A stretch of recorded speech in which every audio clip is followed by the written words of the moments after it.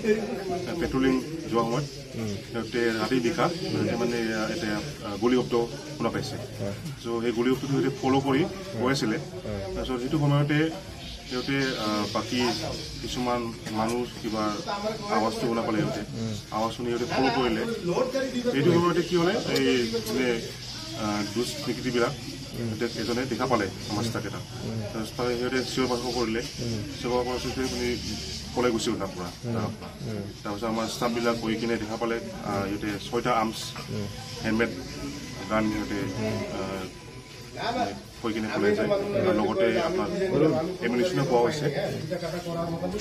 এইটো লগালগ ষ্টাফকেইটা মানে চিজ কৰি তাৰপিছত এইটো আবেলি হৈ গ'ল। এতিয়া আমাৰ ৰেডছত আনিলে, আনি কিনে আমি এইটো চালোঁ, পাই কিনে এতিয়া কেছটো আমি ৰেজিষ্টাৰ কৰিলোঁ। আজি কোৰ্টত জমা দিম আৰু জমা দি কিনে এইটো ইনভেষ্টিগেশ্যন চলি আছে আৰু আপোনালোকৰ পইচাটো লাগিব।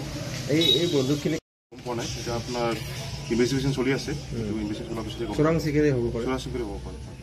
মানুহ পোৱা কিমান 6টা বন্দুক হয়। কিমান নম্বৰ? এইটো আপোনাৰ বুটামবৰৰ ওচৰত 10-11